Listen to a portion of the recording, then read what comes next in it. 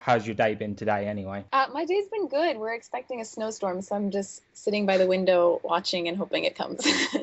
Oh, so you're a big fan of the snow then? I am until it gets in the way and then it becomes problematic. But the Yeah. first snowfall is always fun. No, we tend to, like here in England, we if 1 inch of snow falls, then everything just comes to a standstill. So, and everyone, no one likes it here. So I'm surprised you enjoy it, to be I honest. know. So, Well, I'm sure I'll be complaining about it in like an hour.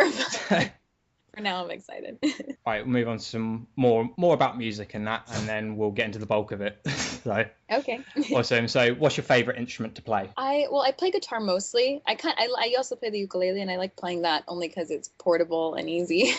All right. And you can kind of take it anywhere. But I mostly play guitar and that's just because that's what I learned on and that's how I learned to write. All right, brilliant. And what would you say is your favorite act you've seen live so far? Oh, that's a good question. That's a tough one. Let's see. One of the most recent shows I went to was the Abbott Brothers in the fall, and they were really great. I wasn't familiar with their music, but a friend suggested we go to the show, and I was super into it. So they were cool. Also, Matt and Kim, I saw them recently, and I didn't know their music either, and they put on an amazing live show. So if anybody wants to just have fun and has no idea what the music is going to sound like, I would suggest Matt and Kim. All right, I've heard about Matt and Kim, but like you, I haven't really looked into them before, so I might have to Yeah, check them out now. you should. They're really fun. They just go totally wild and they just look like they're having so much fun while they're I, performing. would it be right to say they're kind of like the White Stripes, but a bit more mellowed out, You I'd know, say? yeah, well, no, I don't think they're mellowed out at all. They're like, I was actually surprised how, and I don't know the exact right dance genres, but I was surprised how like club like it was. I thought they were more acoustic than that, but they're like full on like get ready to party music. All right, I will have to check them out now. Yeah, definitely. All right, so we'll get onto the bulk of the interview now. When it came to comparing you to female artists that are out there, so like Rihanna, Adele, and people like that, I said you were much more different to what they are, and it's kind of a breath of fresh air for people who with a music world that's kind of obsessed with like Rihanna, Adele, Katy Perry, those kind of artists. So would you say it's good to be a different kind of artist nowadays rather than just following the trend? Yeah, I think it's great to have a different perspective and come from a different place. I think you're seeing more and more of that now too. There's just so many different types of vocalists or music. Like we're just so much access to different things, and I think people are trying to come up with new ways of doing music and blending different genres. So yeah, I don't really believe in being different for the sake of being different, but if that's what you feel, then or that's how it comes out of your mouth, that's how it should be. So who would you say your main inspirations are? Good question. I always have trouble answering that because I kind of find I'm inspired without really realizing it. I grew up, my parents played a lot of Motown and my dad listened to a lot of hip hop. So started listening to music in the, I guess, mid 90s is when I like really found music. I was like, 8 or 10. And there were a lot of singer-songwriters then. So I think the blend of all of those sort of turned into what I do now. So that kind of leads on to like, who are you listening to at the moment, and like, what's your favorite song? My favorite song. Oh man.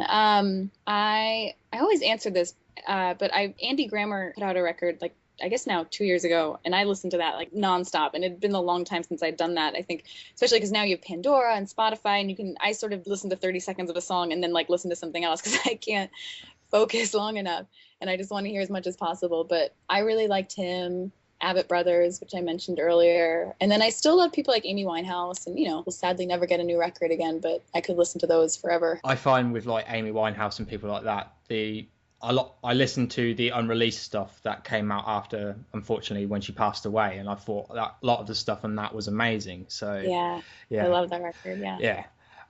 So what would you say has been the career highlight so far for you? So many things. I mean, it's been so exciting to just get to do this every day. Like, just having a good show is a career highlight. Like, seeing somebody who sings along is just completely just blows my mind. But yeah, just the fact that I think once my music started reaching beyond my close friends and family, and when I started seeing people post about it online, or I had a song in a commercial, those sorts of things really kind of were amazing to me because I could never imagine that, that kind of thing would happen. Excellent. So going on from that, what would you say has been your best gig so far? Best gig. I have been fortunate to have a lot of those for different reasons. But one of my my sort of life-changing gigs was this past May, it just felt so right for many reasons. I played a show at the Derby. It was my first show there, and I now play there at least once a week. And Wyclef Jean surprised me by joining me on stage and ended up doing 2 sets with me and my band. And it was amazing, because he's my idol, and to have, to be playing guitar while he rapped, like, it just didn't make any sense. It blew my mind. And then B, it was one of the first shows where I was hearing my whole band, and the music was exactly how I wanted it, and people in the audience were having a great time, and we were having a great time, and so many things came together. And so for me and a lot of people, my friends, it was just really a magical moment where sort of everything fell into place. And I was also terrified before doing that show, so for it to have turned around like that, was more than I could ask for. So with talking about Wyclef, and would you say, because it was Bob Marley's birthday this week, would you say that what is it just like performing with someone like him on stage? I imagine it was said on your blog bio that it was an impromptu performance as well. So yeah, it was. I had no idea it was going to happen. We performed a few times, and there's never been a time when I knew it was going to happen. All right. That's been great. But I think that also, shows what a great artist he is, and how he can sort of make anybody feel comfortable on his stage. So yeah, it was great. It was just a lot of fun. You felt like you were having a jam session, yet somebody in the room happens to be your idol. Yeah. So going on from that, I'm going to give you a little scenario now. It's 5 minutes before you go on stage. What is normally going through your mind at this time? Oh, man. Okay. Depending on the show, a general typical show where I'm not nervous and I've sort of done it a while, I am usually freaking out trying to find my band because they've all scattered somewhere, and I'm hungry, and I'm not, I try and push off the actual show to the last second. Because I find I get nervous, and if I think about it, it's just more time spent being nervous. So I'm usually doing everything I can to not think about it. Shows where I'm really nervous, I am just sort of silent and by myself and kind of avoiding other people, because I just like to stay calm. But yeah, once the show starts, then I have fun. Yeah, and say you've opened for people like Mary J. Blige and people like that, and I always feel sorry for people who have to open up for the headline act, because people haven't paid to see you without being too insulting you too much. No, but they haven't paid to see you, so it must be. I imagine there's much more pressure on you to perform than there is Mary J. Blige, I guess, because people. Yeah, exactly. It can be intimidating.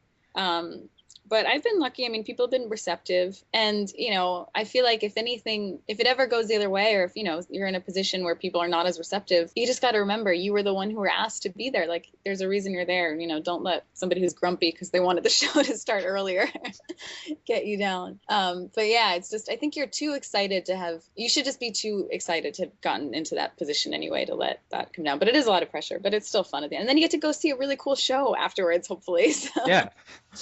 I say, I saw Blink-182 perform at the O2, and I think the All American Rejects and a band I never heard of called 4 Year Strong opened for them. And the reaction, I felt so sorry for them, because they got no reaction from the crowd at all, and they were really good. So, and I was having an amazing time listening to them, and because of that, I've got loads of their albums now and that. So it's I'd say it's a good way to get your name out there as well. So, oh yeah, it's wonderful. And I think what comes after playing lots and lots of shows is that you start to learn that people's reactions in the moment isn't necessarily how they actually feel about the music. Because we've done shows where nobody's clapped after a song, and I just move on to the next song. But then after the show, tons of people will come up and say how much they enjoyed it. And you just can't, you just have to be happy and do the music you want to do. And, people have different ways of expressing their appreciation of it. And don't let that, as long as nobody throws something at you, you're fine. Yeah.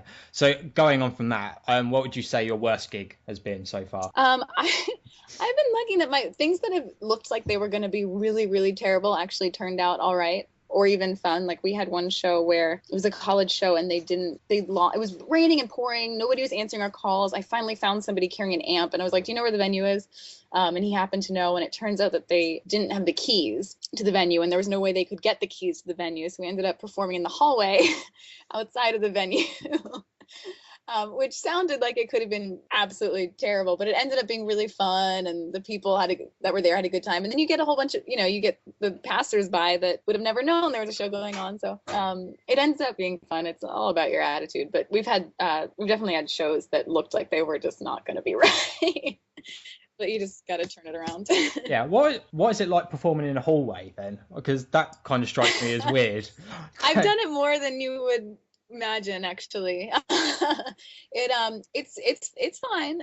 The problem is when you're by the door and it's the middle of winter. That can be a little complicated. The positive on it is that you get lots of people passing by, so you get a lot of ears that you wouldn't have normally had. And the negative is that you also get lots of people passing by, so nobody's really stopping to watch a show. But they have to hear you, so you can't escape them. Going back to your YouTube page and everything like that, I've seen a lot of your videos are covers versions of other people's songs. So what would you say is your favorite song to cover? Well, I love covering songs that I like to listen to, but that sound nothing like me.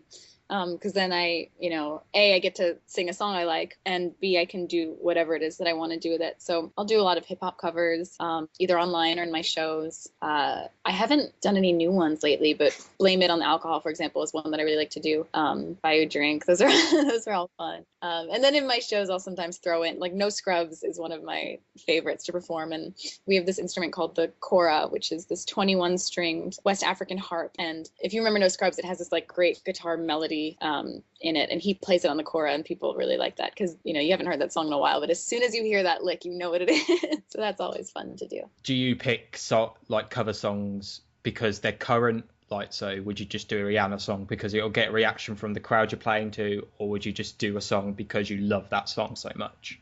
Yeah, I try and pick songs that I love, and I'll often look for songs that are current just because it's fun to change it up, and when you play, people enjoy it obviously, and I enjoy it. Or I'll do something that's an old favorite, like that, like No Scrubs, for example. Like, I'd love to pick songs that people haven't heard in a while, but when they hear it again, they kind of lose their mind. Yeah. So those are my favorite things to do, or things that are unexpected. Somebody actually suggested that I start picking songs I hate and then redoing them my way, which I actually think is not that bad of an idea, to kind of reimagine things. And because there's been songs where, like, I don't like the way they sound, but I love the lyrics or something about it. So I might look into that next. And moving on from that, you'll talk about your EP, Building Castles.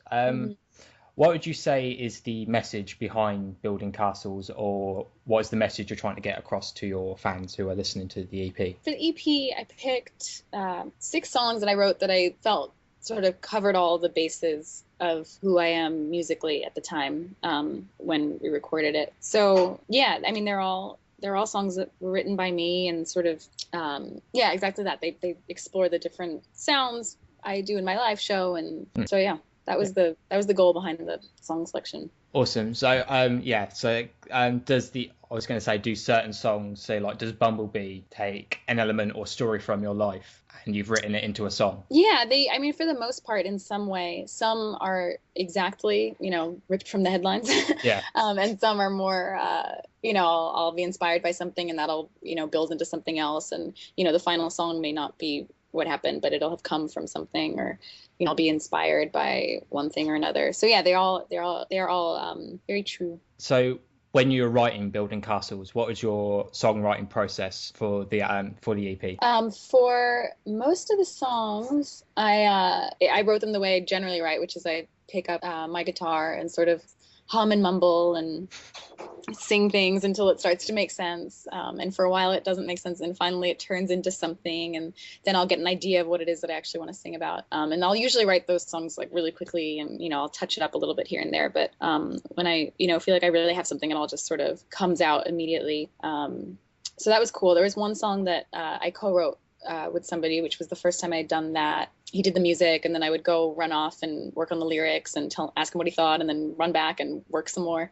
So that was an interesting process, and it's something that's very common now for people to co-write. So it was fun. I sort of did my usual thing, and also got to try some new things on the record. Would you say writing with someone else is a much easier way to write songs than that, or do you prefer doing it by yourself? Both. They're very different. It's like this one, Rockstar is the one that was co-written. It got me over, I guess, a little hump, which is I think at the time I wasn't thinking of any new songs. My songs had been starting to sound similar, and I wasn't happy with how they were going. So it was nice to have somebody create sort of a musical bed for them, and then I could go in and come up with lyrics and a melody and work on that sort of stuff. So that was cool. It made it a little bit. It sort of got the ball rolling in that way. But I still had to do, the same work, which is come up with what to say.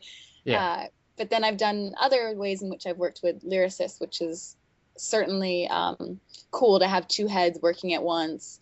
You can quickly bounce ideas off of each other. So yeah, it all depends. If you're in a little bit of a rut or have writer's block, it's definitely nice to have somebody come and shake you out of it. Would you say, do you have any tips or anything for anyone who's looking to make music or go into the music industry? I would say, first of all, especially if you want to be a writer, which I totally suggest you do because it's important, write as much as possible. Just keep writing, because through all the sort of crummy stuff you write, it'll only get you closer to the ones that are going to be awesome.